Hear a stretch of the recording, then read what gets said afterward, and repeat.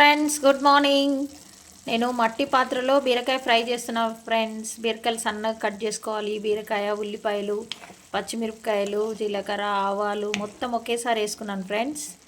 మొత్తం ఒకేసారి వేసుకొని ఈ విధంగా ఉడికిస్తున్నాను. ఇంకా ఏమేమి వేస్తున్నానో చూడండి ఫ్రెండ్స్.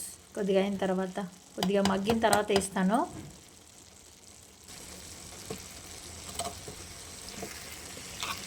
చూడండి ఫ్రెండ్స్ ఎట్లా ఉడుకుతుందో. ఇంకా కొంచెం ఉడికిన తర్వాత పసుపు, కారం, ఉప్పు అన్నీ వేసుకోవాలి. ఇంకా కొంచెం ఉడకాలి ఫ్రెండ్స్.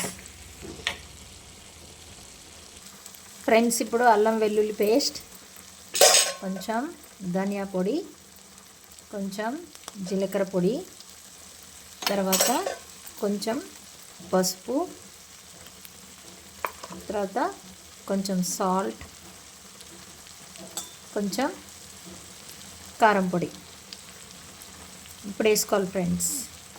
వేసుకొని బాగా మిక్స్ చేసుకోవాలి. ఈ విధంగా చేస్తే చాలా అంటే చాలా టేస్ట్గా ఉంటుంది ఫ్రెండ్స్. అది కూడా మట్టి పాత్రలో చేసుకుంటే ఇంకా టేస్ట్గా ఉంటుంది. సిమ్లో పెట్టి అయితే ఉడికించుకోవాలి ఫ్రెండ్స్.